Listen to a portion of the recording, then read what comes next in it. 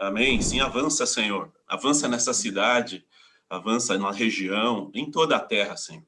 Com a tua palavra possa realmente ser dispensada livremente. Senhor Jesus, Senhor, fala conosco agora nessa manhã, fala aqui com a igreja em Curitiba, que o Senhor possa fluir através de nós, me coloco diante de Ti como um canal limpo e que o Senhor possa ter liberdade no nosso meio. Senhor, me descomplica, faz-me simples, Senhor. Ó Senhor Jesus, muito obrigado, é uma honra, eu agradeço ao Senhor por estar aqui nesse momento, podendo cooperar contigo, servir a Ti na igreja. Muito obrigado, Jesus Cristo é o Senhor. Amém, irmãos, bom dia, louvado seja o Senhor, mais uma reunião de domingo, onde nós vamos liberar a palavra. Para começar, eu queria só para localizar, né? Nós estamos baseados nesse livro do Alimento Diário, cujo título é A Cumplicidade na Obra do Senhor. A mensagem que nós vamos falar hoje é a mensagem de número 3, que fala sobre... O título é Autor, Apóstolo Paulo. Nosso Senhor Jesus, que o Senhor possa nos abençoar. Irmãos, então, nas semanas anteriores foi falado sobre Timóteo, e agora, nessa semana 3, vai ser falado sobre Paulo, e é a mensagem número 1, são 2 mensagens, e na semana que vem tem a mensagem número 2 do apóstolo Paulo. Senhor Jesus, louvado seja o Senhor, né, irmãos, pela palavra profética, por essa palavra que tem chego para nós, para nos impulsionar, né, a viver a vida da igreja com alegria, com disposição, com intensidade. O que a gente tem desfrutado aqui na igreja é que o Senhor tem pressa, e o Senhor está acelerado, né, fazendo a sua obra, nos impulsionando, e nós, em hipótese alguma, podemos ficar para trás, né? Nós precisamos estar firmes, né? Como esses modelos que nós estamos vendo aí, né? O modelo de Timóteo que nós vimos até a semana passada, esse modelo que é Paulo, um modelo de pessoas que são comprometidas com o Evangelho, pessoas que são envolvidas completamente com o Evangelho, pessoas que não mediram esforços, né, para cooperar para o avanço do Evangelho. Então, esses 2 personagens, né, que a gente está estudando esses dias, tanto Timóteo como Paulo, são grandes assim, impulsionadores e motivadores para nós, né? Então, nessa manhã eu vou entrar um pouquinho mais para falar sobre o apóstolo Paulo. Essa mensagem foi falada ontem à noite, o irmão Alex compartilhou. Eu não vou conseguir entrar em tantos versículos, ele deu uma mensagem maravilhosa ontem, passou por toda a história ali de Paulo, com bastante versículos e tal. Eu, devido ao tempo, eu não vou conseguir passar por todos os versículos, mas eu vou procurar me centrar nos principais pontos com respeito às cartas que o Paulo escreveu para Timóteo, né? Louvado seja o Senhor. Então, irmãos, o contexto, né, para entender a palavra, é que as cartas de Paulo eram direcionadas para o seu fiel escudeiro, né, o seu fiel auxiliar, que era Timóteo. E quem era Timóteo? Então, Timóteo era um jovem e fiel cooperador, totalmente alinhado com o ministério de Paulo, né? Ele havia entre eles muita cumplicidades com respeito à obra, né? Eles se ajudavam, né, um ao outro. Paulo confiava em Timóteo, Paulo enviava Timóteo para regiões, em situações que ele talvez não pudesse estar, ele confiava em Timóteo para enviá-lo. Então, Timóteo era um cooperador dele, né? Eles serviam juntos. Embora ainda sendo muito jovem, Timóteo, ele aprendeu, esse é um ponto, né, da mensagem. Timóteo, apesar de jovem, ele aprendeu com o apóstolo Paulo em meios de dificuldades da obra. Não é que Timóteo servia com Paulo na bonança, né? Em situações de conforto, não, era em situações difíceis que ele viu Paulo passar. Timóteo estava com Paulo na primeira prisão de Paulo. Timóteo também esteve na segunda aprisionamento de Paulo. Então, o que é interessante é que Timóteo, ele realmente ele foi ganho, né? Ele foi ganho pelo Espírito e pelo viver de Paulo, pelo testemunho de Paulo, que ele, mesmo em dificuldades, ele permaneceu firme, né? A gente vê em Atos que teve um jovem também que tentou acompanhar Paulo ali, que foi João Marcos, e ele não resistiu ali, já na primeira viagem, ele voltou para Jerusalém, ele não conseguiu acompanhar. Então, né, mas esse jovem aqui, Timóteo, ele permaneceu, ele foi firme, né? Ele foi firme e ficou ali como parceiro e companheiro de Paulo. A gente vê que entre eles existia um foco, né? Eles serviam de uma maneira focada, né? Eles tinham um olhar, né? Um único olhar. Eles olhavam para Cristo, para a igreja, a preocupação com as igrejas, a preocupação com o evangelho de Cristo, né? Levar esse evangelho até os confins da terra, né? Então havia foco no trabalho deles, no serviço deles, né? Eu queria ver, Isaac, por favor, vamos ler 1 Timóteo, capítulo 1, versículo 2.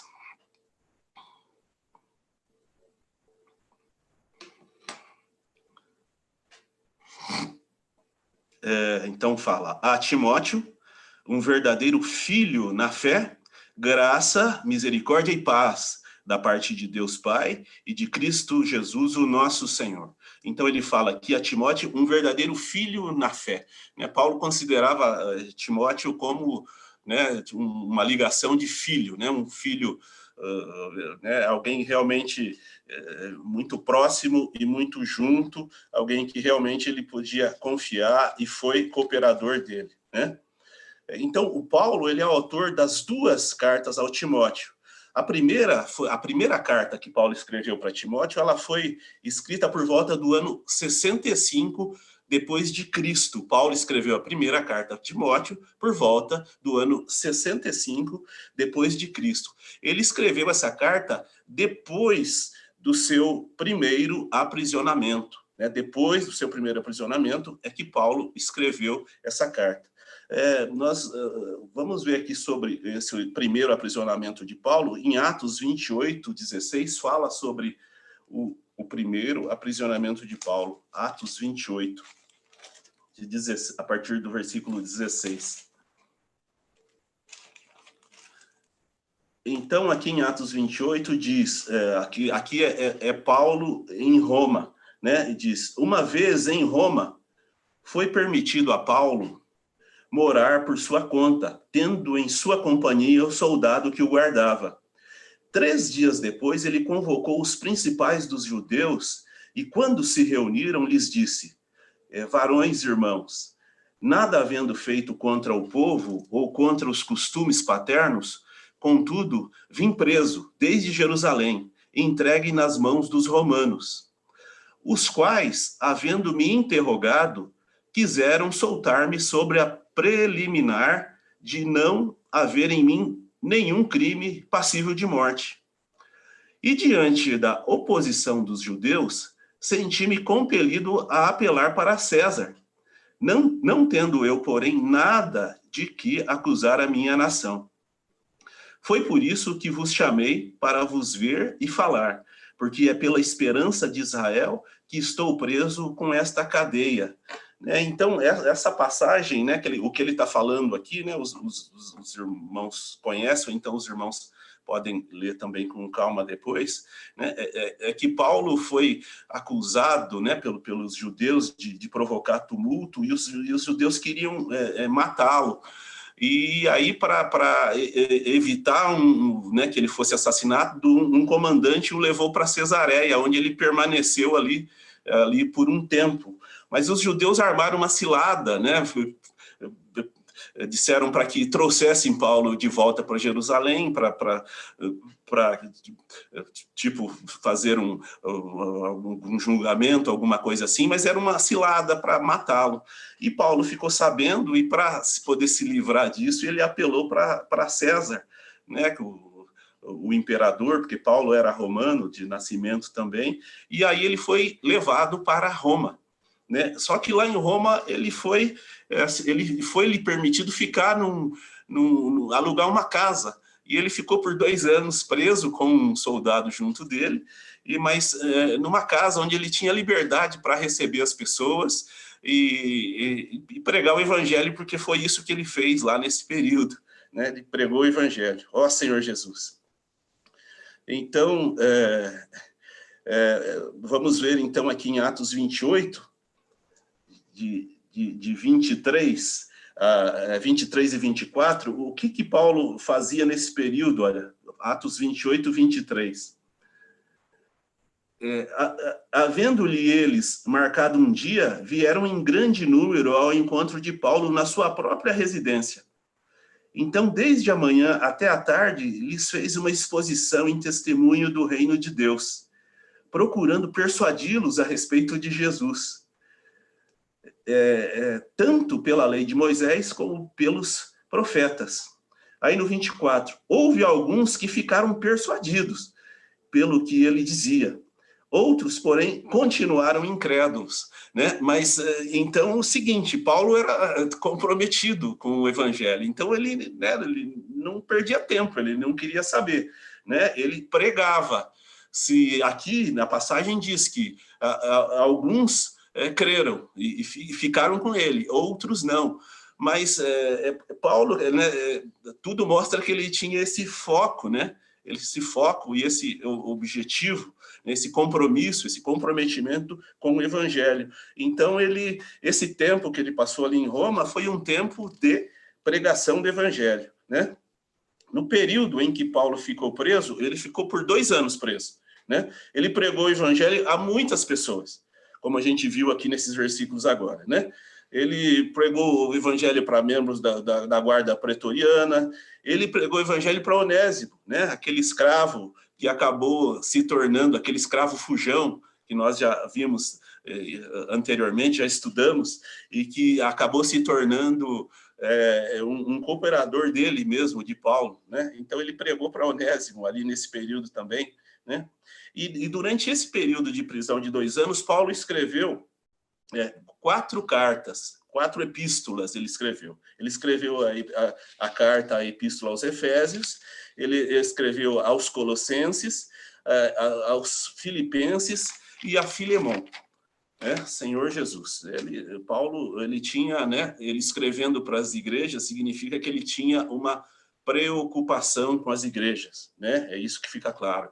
Ele não está lá, o fato de estar preso, porque, né, de estar preso, limitado, não fazia com que ele se desligasse do seu compromisso com as igrejas, né? Senhor Jesus. A experiência de Paulo nos mostra que situações adversas não podem ser obstáculos para fazer a vontade do Senhor.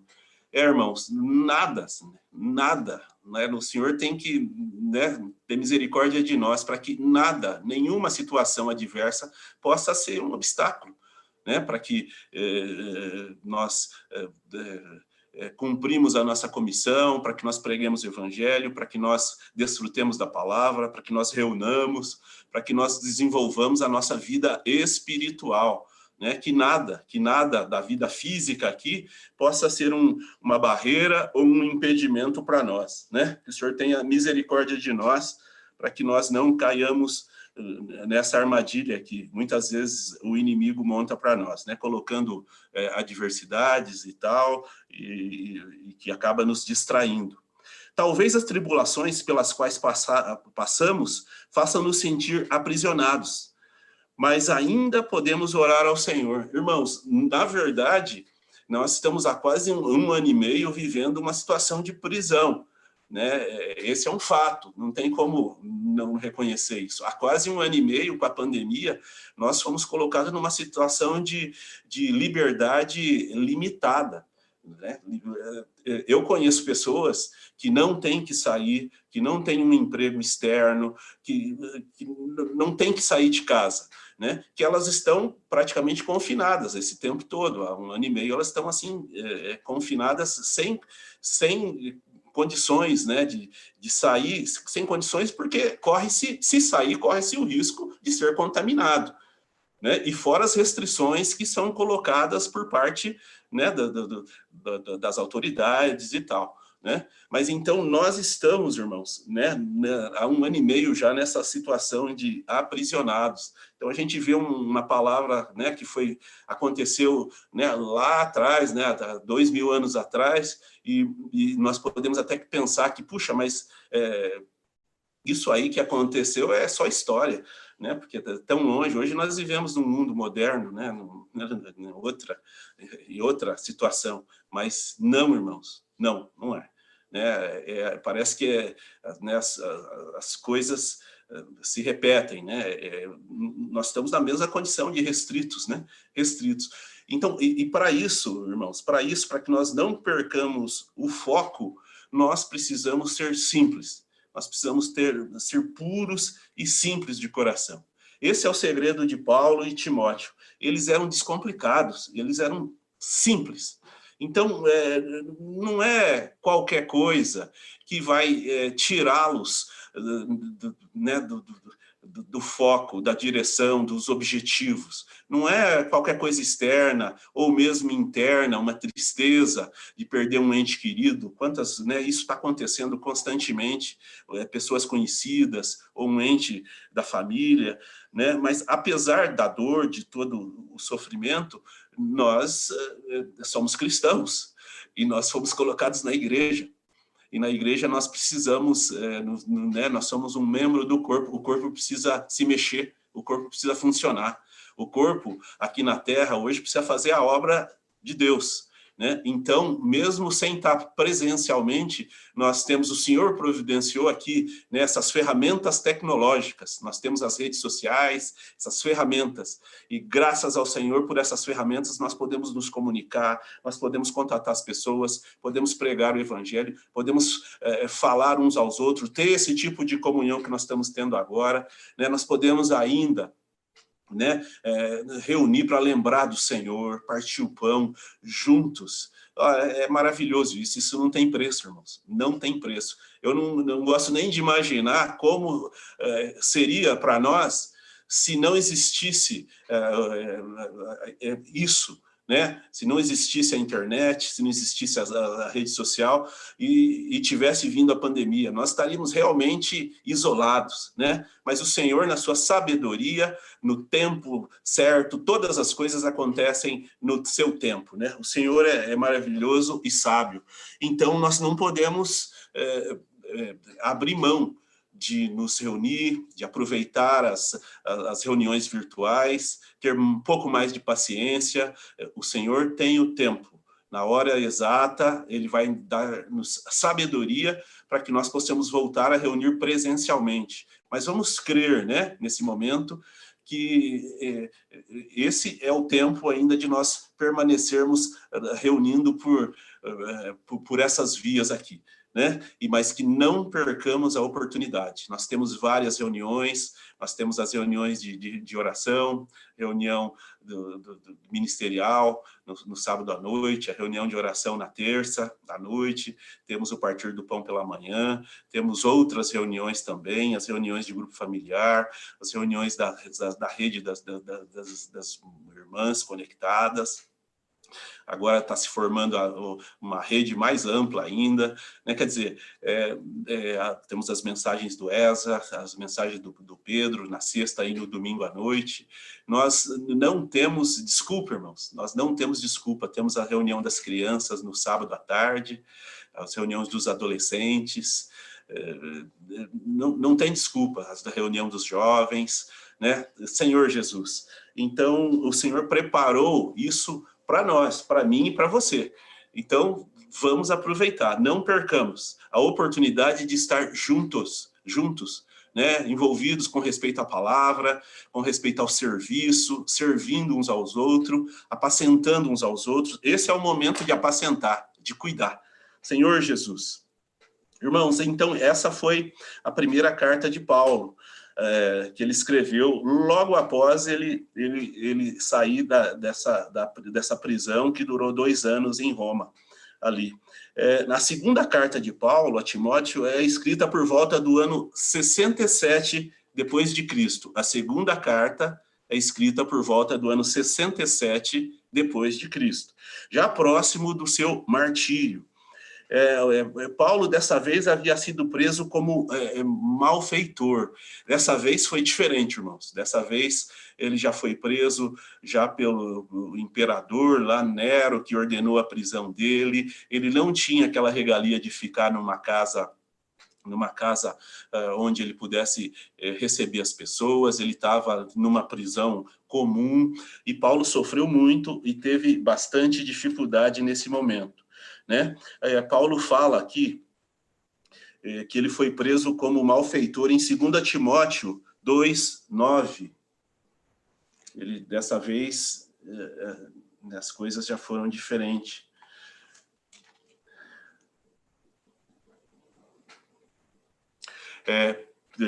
Pelo qual estou sofrendo até algemas, como malfeitor. Contudo, a palavra de Deus não está algemada. Irmãos, que esse final do versículo aqui é maravilhoso, né? Contudo, a palavra de Deus não está algemada. Apesar dele estar preso, dele estar algemado, mas a palavra de Deus não está algemada. Eu quero pegar esse versículo para mim hoje, né? Eu estou com restrição, eu tenho restrição por causa da pandemia. Eu estou restrito por causa da pandemia, mas a palavra de Deus não está restrita.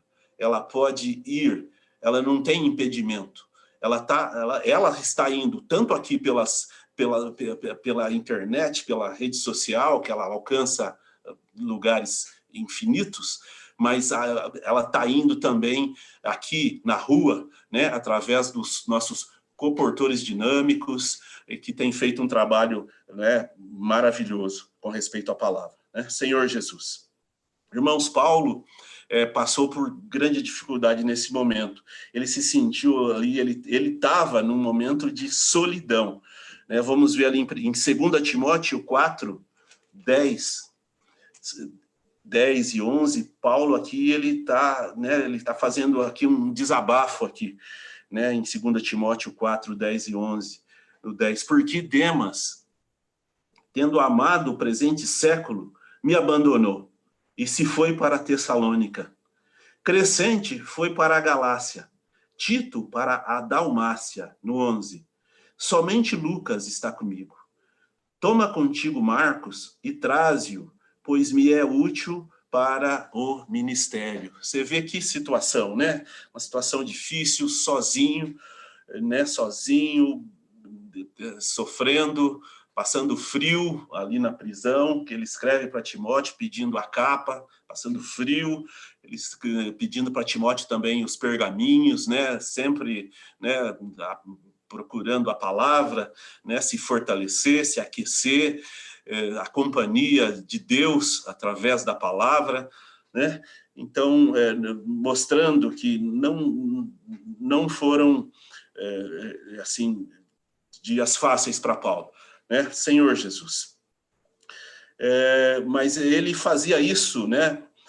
Mas ainda assim, né, Paulo nunca deixava de pregar o evangelho. Ele nunca deixou de pregar. A Bíblia não relata não tem relato aqui que aconteceu a situação, né, e uma situação de desconforto, e pelo fato de Paulo estar preso, ele deixou de pregar ou alguma coisa assim. Não tem relatos. Os relatos que tem é de Paulo sempre aquela pessoa que, mesmo em cadeias, mesmo limitado, sempre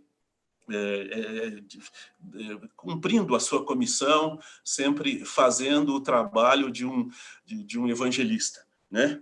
Ele fazia isso, mas na pureza do coração dele, né? Por amor ao Evangelho e por ser fiel à comissão que ele recebeu do Espírito. Paulo recebeu essa comissão do Espírito, né? Senhor Jesus. A gente lembra que Paulo, né, quando no tempo de Saulo, ele foi um perseguidor de Jesus, né? Ele não fez nada contra Deus, né? Ele era um servo de Deus, né? Mas Jesus, ele perseguia os cristãos, né? Mas você vê como o Senhor é maravilhoso, né?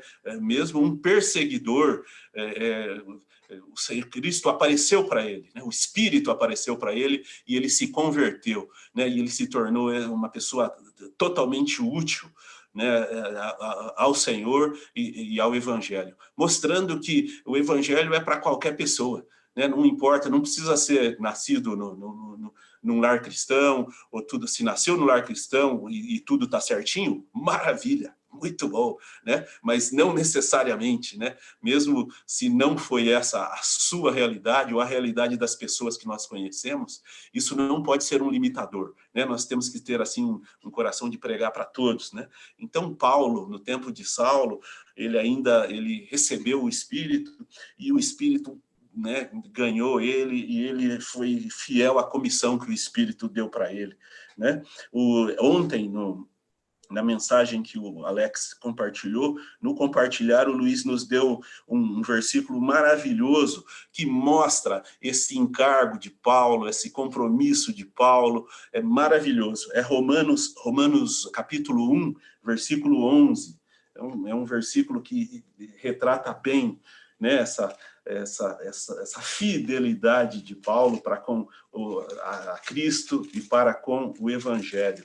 Romanos capítulo 1, versículo 11, diz o seguinte, a partir do versículo 8, a partir do 8, Isaac, por favor.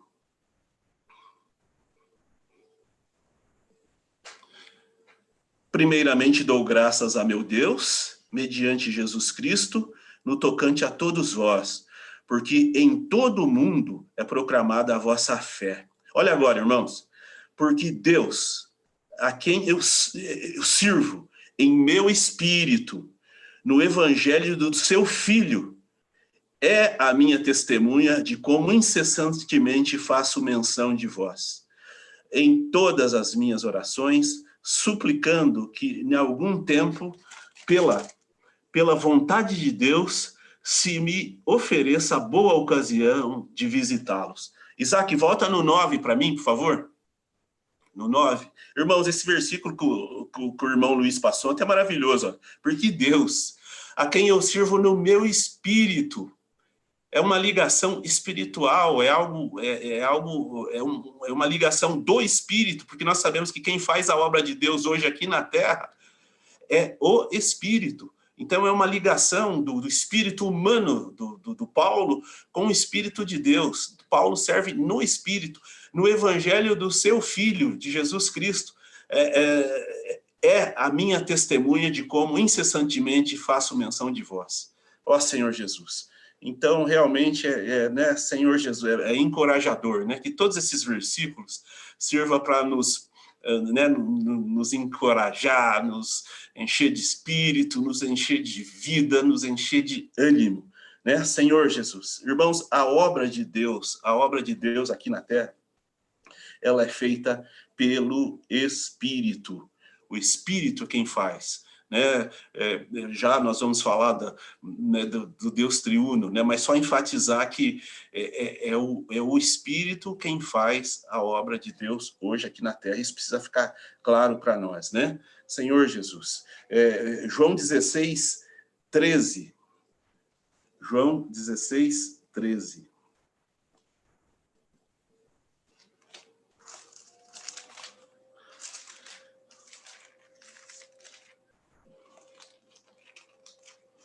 Diz o seguinte, né? Aqui é o Senhor Jesus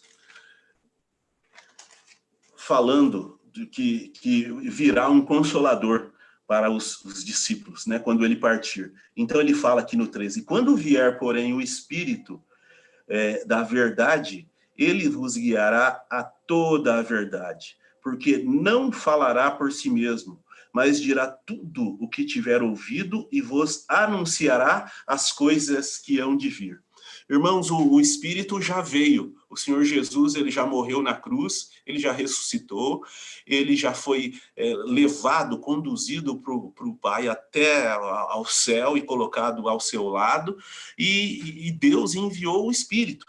Né? Então, a obra de Cristo aqui na Terra hoje é feita pelo Espírito e não por Jesus. Né? Jesus já cumpriu a sua parte aqui com respeito com respeito à questão de nos propiciar uma porta para que nós pudéssemos nos redimir, né? Para que os nossos pecados pudessem ser perdoados, né? E nós pudéssemos voltar à presença de Deus, que havia sido impedido, né? Então, quando vier, porém, o Espírito da verdade, ele vos guiará a toda a verdade, porque ele não falará por si mesmo, mas dirá tudo o que tiver ouvido e vos anunciará as coisas que hão de vir. Então, nós, como a igreja, né, a igreja precisa ser conduzida. Então, quem conduz a igreja é o Espírito. Nós temos que viver a vida da igreja, viver familiar, o viver de reuniões, o viver no nosso trabalho e as lutas e batalhas. Nós precisamos viver exercitando o nosso espírito, porque é ele que nos guia, é ele que nos direciona, né? Senhor Jesus. Então, que nós entendamos essa palavra, né? Que essa palavra realmente possa entrar em nós e fazer morada, para que nós não sejamos enganados de querer servir ao Senhor, de servir a igreja em nós mesmos, né? Em nós mesmos, na carne. Senhor, se nós não estamos no Espírito, nós estamos na carne. E nós só conseguimos agradar a Deus se nós estivermos no Espírito. Então, o Espírito é o estágio, é a condição que nós devemos estar diariamente no nosso viver, né? E graças ao Senhor, o Senhor deixou uma maneira prática e fácil e acessível para todos nós exercitarmos o nosso espírito no nosso dia a dia, né? Que é invocando o nome do Senhor Jesus Cristo. Irmãos, vamos invocar junto comigo agora, não precisa abrir o microfone, tá? Mas vamos invocar um pouquinho o nome do Senhor Jesus. Vamos, irmãos. Ó Senhor Jesus, ó Senhor Jesus, ó Senhor Jesus, que esse Espírito possa nos fazer simples. A simplicidade e a pureza devidas a Cristo é crucial para que nós possamos fazer a obra do Senhor de maneira eficiente, para que nós não sejamos enganados por nós mesmos ou pelo inimigo do Senhor. Então, que continuemos diariamente invocando o nome do Senhor Jesus a todo tempo. Ó Senhor Jesus, vamos andar, né, irmãos? Deixa eu seguir. Então, a obra de Deus aqui na Terra, ela é feita pelo Espírito. Irmãos, para entender isso, né? Para entender como Deus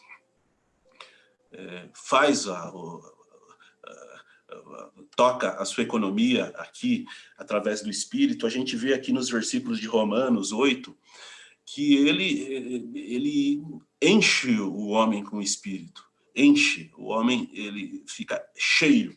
Então, em Romanos 8, versículos de 9 a 11, Romanos 8, versículos de 9 a 11,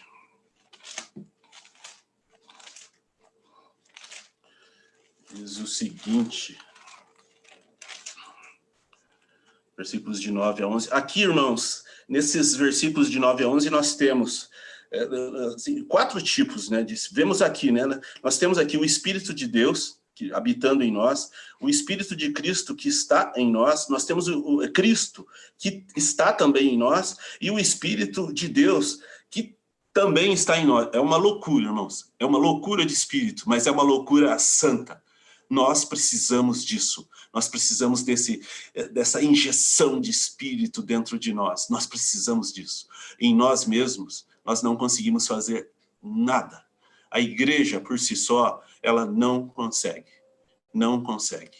Não consegue lutar pelo Senhor e derrotar os inimigos do Senhor e colocá-los sobre o estrado dos seus pés. A igreja, sozinha. A igreja precisa do Espírito.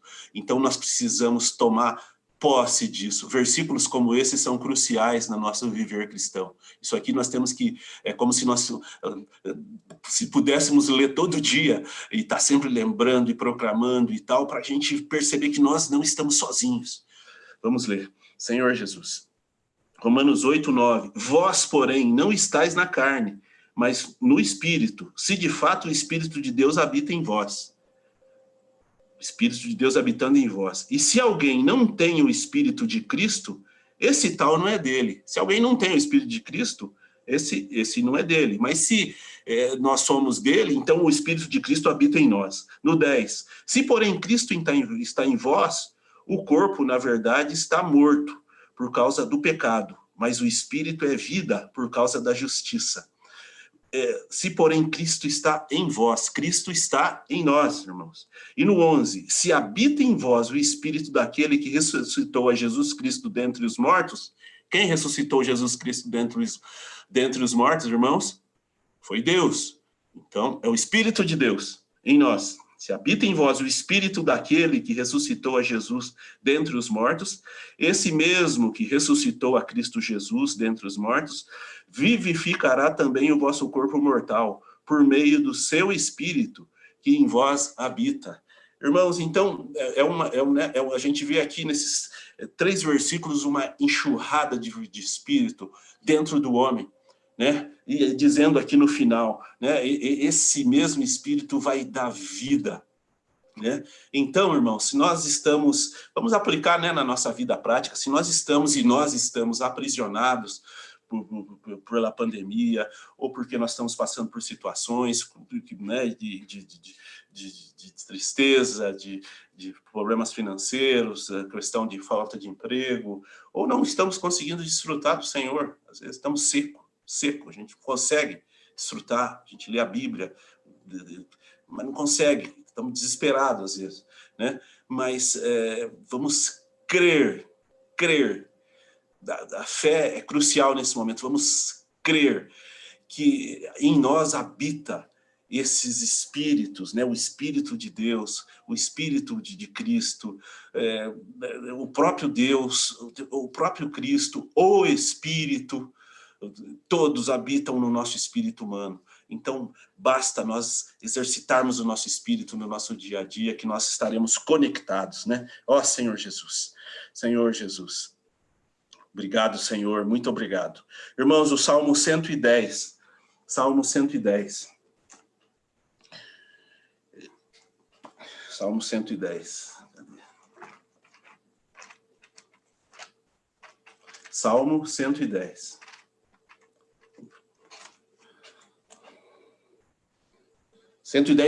Desculpa, Isaac. Nossa, Senhor Jesus. 110:1. Nós vamos ligar esse versículo de Salmo 110 com o Romanos 8 e 9, nós vamos ligar, fazer uma correlação entre eles, né? Fazer uma correlação entre eles e tirar uma dúvida, né? Senhor Jesus. Então, no Salmo 110:1 diz: disse o Senhor ao meu Senhor, assenta-te à minha direita até que eu ponha os teus inimigos debaixo dos teus pés. Aqui é Deus falando para Cristo, né? Depois que Cristo cumpriu a sua missão aqui na Terra, né? Que ele morreu, ressuscitou, e aí Deus o leva e diz isso, né? Assenta-te à direita até que eu coloque os inimigos debaixo dos pés. Né? Na versão King James diz: assenta-te à minha direita e aguarda. Na versão King James, assenta à direita e aguarda. Aguarda, né? A gente entende que tem alguém fazendo o trabalho lá, né? De derrotar os inimigos para colocar embaixo dos pés. Aguarda aqui à direita, que tem gente trabalhando lá, né? O Espírito está trabalhando. O Espírito está trabalhando, está fazendo a obra lá junto com a igreja, né? E eles vão cumprir esse propósito, né? Senhor Jesus. Aqui, irmãos, então, Pode tirar o versículo, tá, Isaac, por favor. Então, aqui, pode ser, né, que gere uma dúvida, né, porque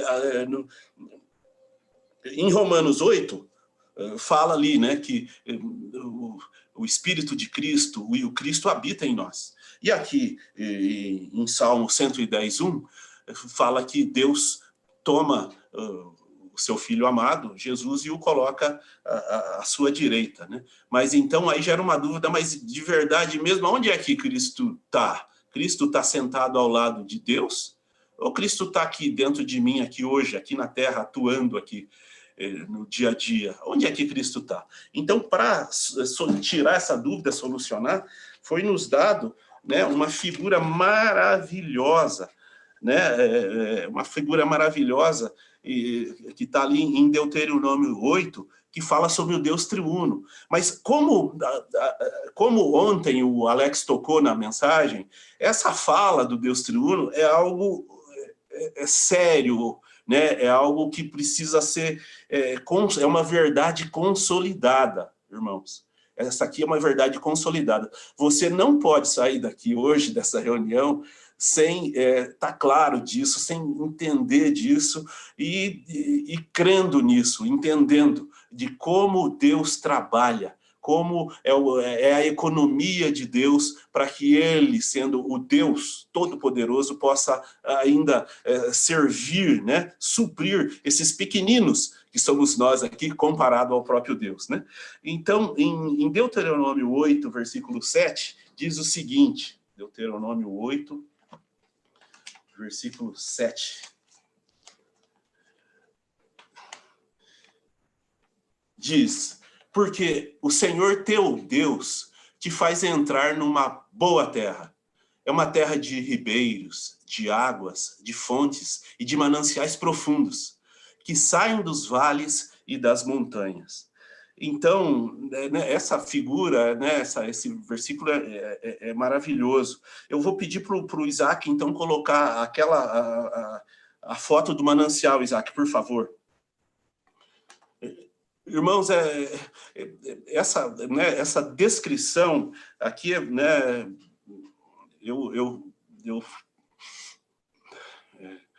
ela é muito rica, né, mostrando o Deus e como ele trabalha para nos alcançar, né, Senhor Jesus. Então, irmãos, aquela boa terra do versículo, que o Senhor, aquela boa terra, ela é Cristo, né? É uma boa terra, aquela montanhas e vales, ela é boa terra, ela está pronta para produzir e gerar muito alimento, muito suprimento para as pessoas, para os homens, né? Para as pessoas.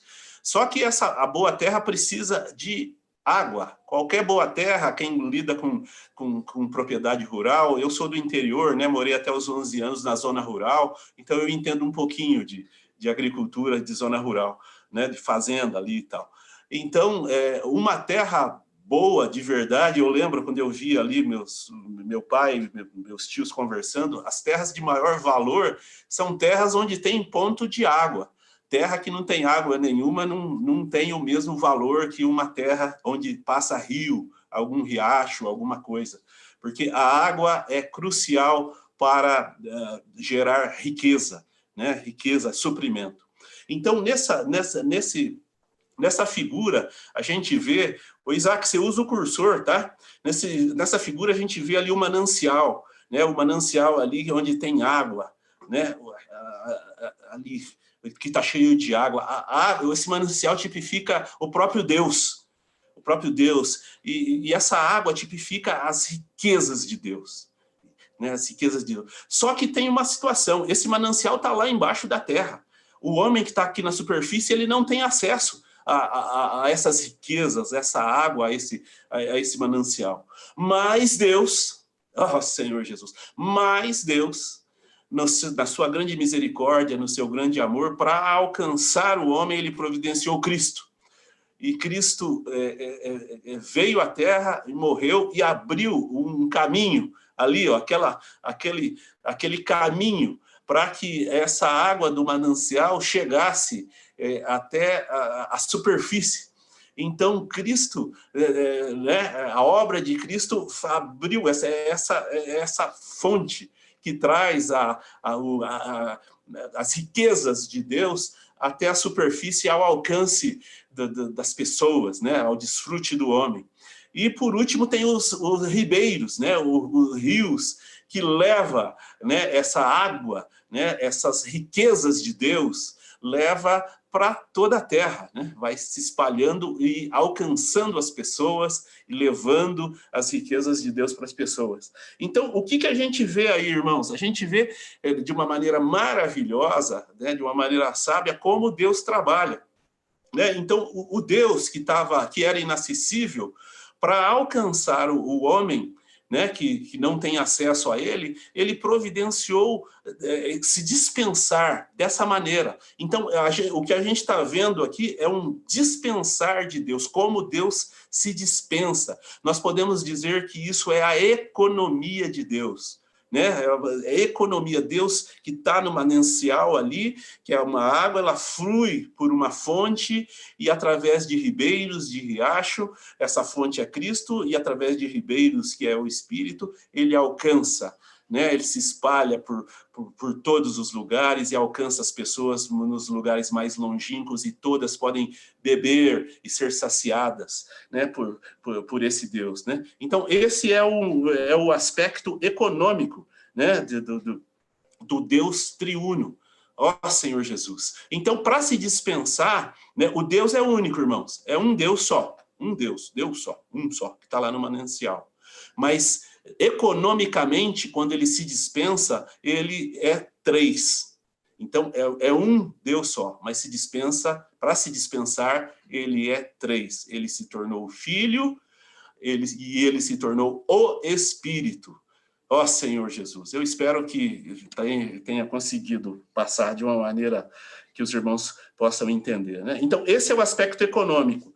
E aí tem também o aspecto essencial, né? Porque realmente quem está lá na ponta e recebe essa água, está tomando qual água? É a água do Espírito ou é a água da fonte?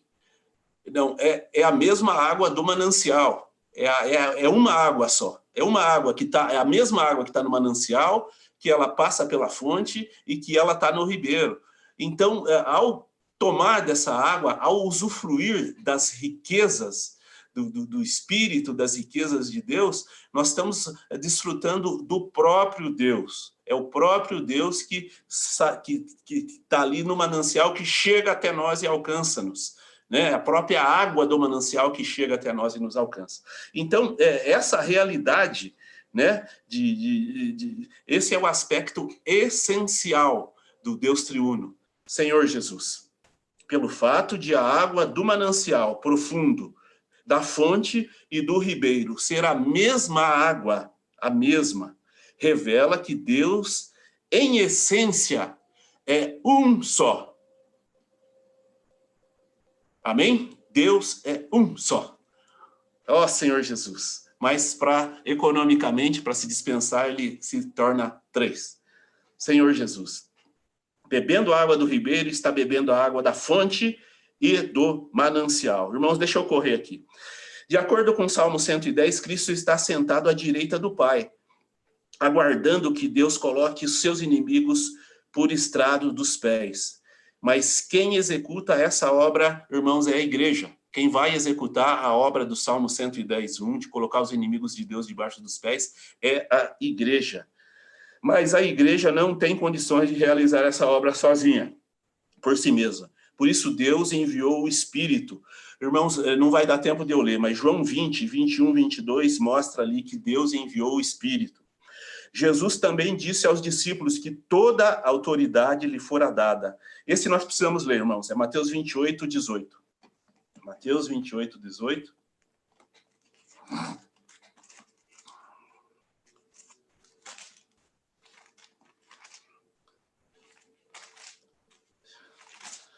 Ó Senhor Jesus.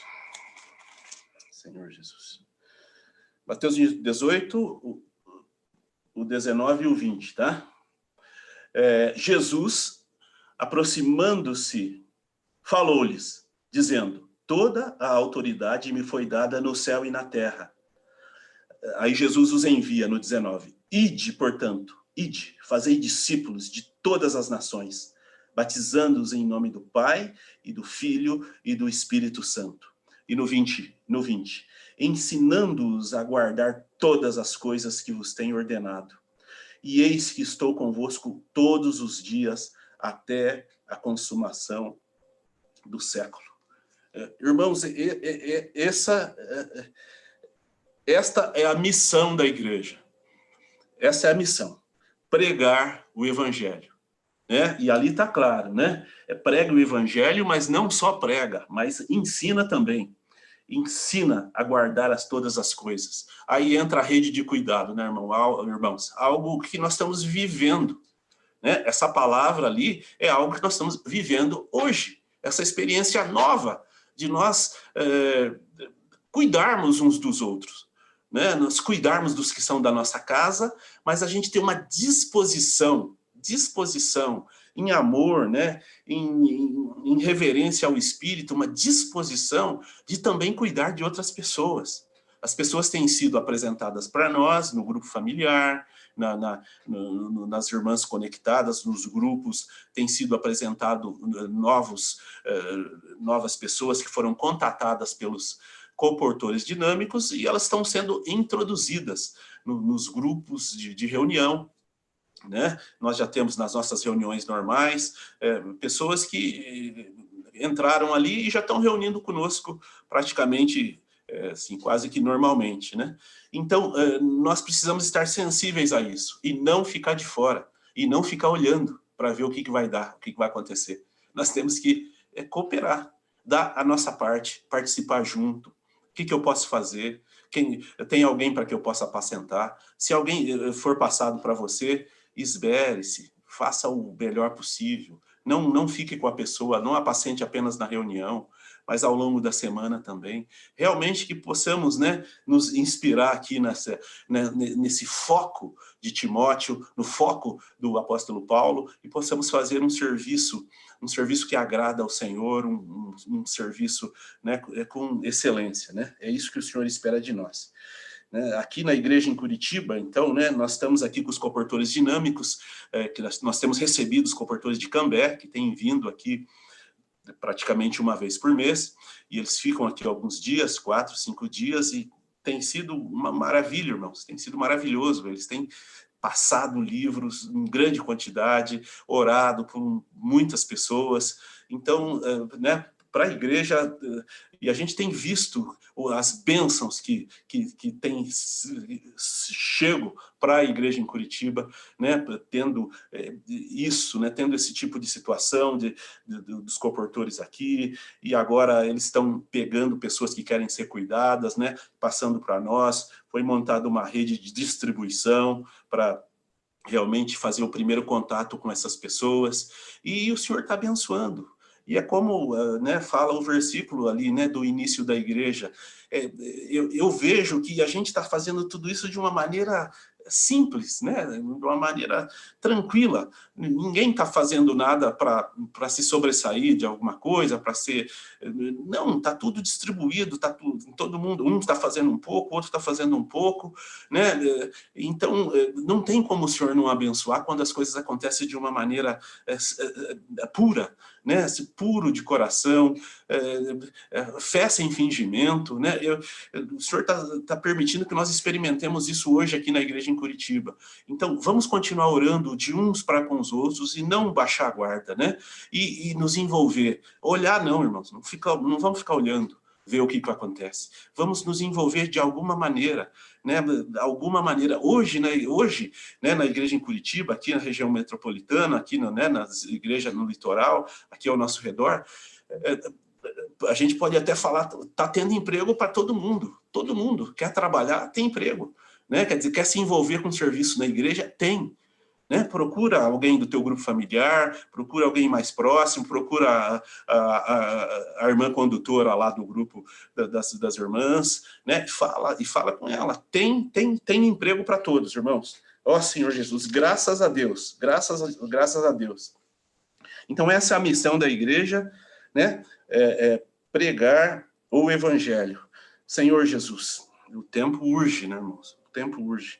Então, nós vimos, né, irmãos, na semana passada, é claro que o viver da igreja é maravilhoso, né, quando a gente está pregando o evangelho, vendo os frutos, vendo pessoas novas chegando, a gente mesmo podendo apacentar, o relato das pessoas dizendo que, puxa, procurava isso há muito tempo e encontrou um lugar, né, onde pudesse estar desfrutando do Senhor como vida, como espírito e se sentindo bem. Então, mas a gente sabe que nós estamos dentro de uma batalha espiritual. O Senhor tem um plano, uma economia, e ele vai cumprir a sua economia. E a igreja faz parte desse plano, né? E faz parte do plano lutar pelo Senhor, né? Guerrear pelo Senhor. Então, existe uma batalha espiritual, né, ao nosso redor. Então, o irmão Pedro, na semana passada, ele mostrou-nos, né, na mensagem, ele falou sobre a igreja em Esmirna. E Esmirna, irmãos, é uma igreja que sofreu durante praticamente 300 anos. Sofreu muita perseguição, os irmãos eram martirizados, assassinados, uma situação terrível, né? Terrível. A igreja ali da igreja em Esmirna, mas que está lá em Apocalipse capítulo 8, Apocalipse capítulo 2, versículo 8, Apocalipse 2:8, ele diz, esse é o tema da mensagem do irmão Pedro da semana passada, né, os versículos-chave. Fala, ao anjo da igreja em Esmirna, escreve, estas coisas diz o primeiro e o último, que esteve morto e tornou a viver. No 9, conheço a tua tribulação, a tua pobreza, mas tu és rico, e a blasfêmia dos que a si mesmos se declaram judeus e não são, sendo antes sinagoga de Satanás. No 10, não temas as coisas que tens de sofrer. Eis que o diabo está para lançar em prisão alguns dentre vós, para ser dispostos à prova, e tereis tribulação de 10 dias. Aí essa parte é forte, irmãos. Ó. Ser fiel até a morte, e dar-te-ei a coroa da vida. Então, aqui, né, mostra, né, que o sofrimento que a igreja em Esmirna passou, e ali o anjo está falando, né, para que eles, orientando para que eles não desanimem, que não desista, porque tem um prêmio, né, se suportar o sofrimento, né, tem um prêmio, tem uma coroa, né, para ali reservada para eles, né, então ser fiel, e suporta a coroa da vida, né, no início a irmã compartilhou sobre Esmirna ali, então Esmirna no grego, na verdade é uma especiaria chamada mirra, né? Então mirra é uma resina extraída de uma árvore chamada comífora, e é usada como remédio natural nas feridas por seu forte poder antisséptico e anti-inflamatório. É uma especiaria aromática que mata germes e era utilizada na preparação dos corpos para o sepultamento de pessoas importantes, né? A mirra, então, era usada em ferimentos, representando sofrimento e morte, né? Então, esse nome demonstra que a igreja ali, naquele período, realmente era uma igreja que passou e que iria passar por muito sofrimento e morte. E passou, realmente essa foi a história ali, essa é a história daquela igreja, né? Isso significa que a igreja de Esmirna passou por grandes sofrimentos e perdas de vidas humanas debaixo da perseguição do Império Romano. Irmãos, nós não somos a igreja em Esmirna, né? Nós não somos, mas nós também sofremos bastante, nós estamos perdendo entes queridos, passando por dificuldade, questões financeiras, né? Então, qual era o foco da mensagem? Né? O foco da mensagem é do irmão Pedro. É que, apesar, né, nós não sofremos esse sofrimento ali, dos de Esmirna, que eram pegos, e ali faziam atrocidades com eles, física, né? Nós não sofremos isso. Mas hoje, irmãos, existe uma guerra e um ataque mais na nossa mente, não é no nosso corpo físico, que a gente sofre ataque, mas na nossa mente a gente sofre muito ataque, né? A gente sofre ataque que vem de fora para dentro, e a gente sofre ataque na mente de dentro para fora também, as próprias cobranças que nós colocamos sobre nós, né, as exigências que nós colocamos sobre a gente, as expectativas que não são cumpridas, e isso tudo vai gerando, né, uma angústia, e que acaba gerando uma depressão e muito sofrimento, né? Então, a mensagem que o irmão realmente queria passar era essa. O que eu realmente quero dizer para vocês é que por muito menos pressão e tribulação ou sofrimento, abandonamos o Senhor. Nós podemos não ser arrastados ou não ter o nosso corpo machucado, mas às vezes com pouca coisa, né, a gente acaba abandonando o Senhor.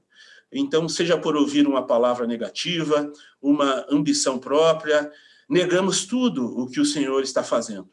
Então, não precisamos chegar nesse momento de martírio físico, pois o pior não é o corpo, mas a alma.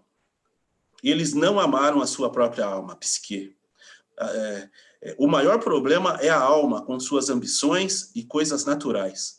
Nós ainda não estamos sofrendo perseguição física. Vamos ter esse espírito de mártir, e nada vai conseguir nos derrotar nesse caminho de servir ao Senhor. Esse espírito da igreja, em Esmirna, precisa estar entre nós. Irmãos, não nos deixemos distrair pelos sofrimentos, né? Os sofrimentos, infelizmente ou felizmente, né, irmão, são necessários para o nosso crescimento. Então, faz parte. Nós temos o Espírito, né? Nós vimos agora há pouco, o Espírito está em nós para nos suprir, para nos matar a nossa sede, para nos saciar com Cristo e com o próprio Deus. Então, vamos, né, não sejamos distraídos, né, não nos deixemos distrair. Hoje, a guerra principal está aqui na nossa mente, tá? E devido a essa guerra principal estar na nossa mente, na sexta-feira agora, o irmão Ezra, ele deu uma mensagem maravilhosa também para nós. Essa mensagem eu estou orando para que vire um livro, né? E que esse livro chegue para nós antes do final da pandemia ainda, porque realmente é maravilhoso o que ele falou. Né, o que o Senhor falou através do irmão é maravilhoso. E o título da mensagem da sexta-feira é Eu Não Aguento Mais. Irmãos, o título é Eu Não Aguento Mais. Esse era o título. E o título está baseado ali em 2 Coríntios 11, 29 e 1 Coríntios 4, de 9, 11 a 13. Eu não vou ler por causa do tempo, mas nessa passagem Paulo está ali, assim, tipo, está fazendo ali um desabafo, né? Porque a vida de Paulo não foi fácil, irmãos, né? Perseguição, naufrágio, prisões, uma vida dura, né? E ele servindo o Senhor, vivendo em prol do evangelho, às vezes assim, uma vida de dificuldades, de sofrimento. E aqui nessa passagem aqui, Paulo está tipo fazendo um desabafo.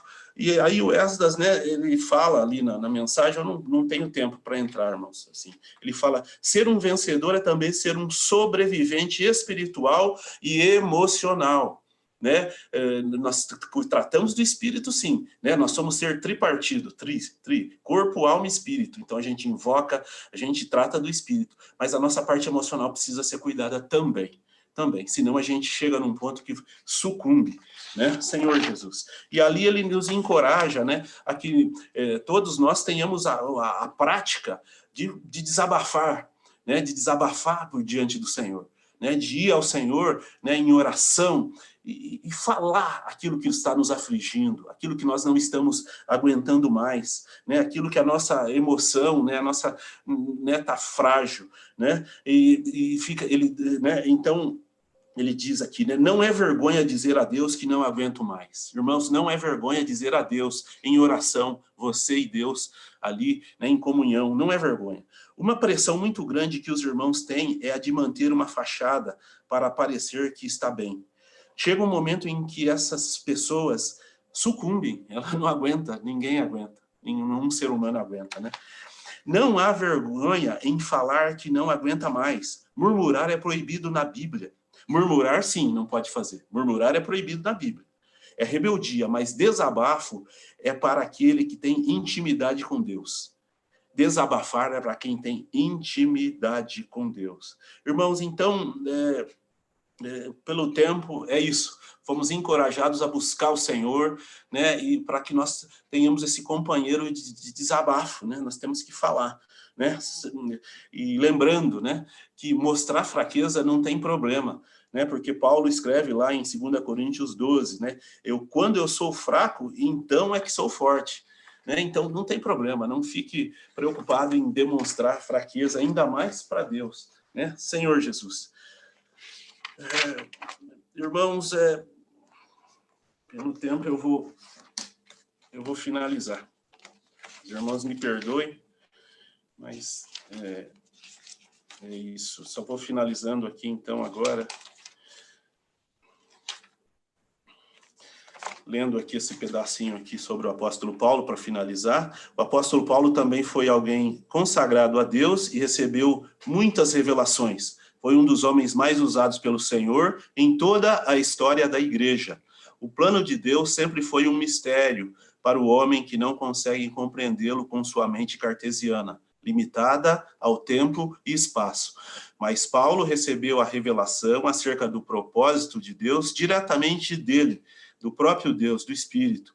Embora os ensinamentos dos apóstolos não se resumam aos ensinamentos de Paulo, ele recebeu a revelação de praticamente todo o conteúdo principal do plano de Deus.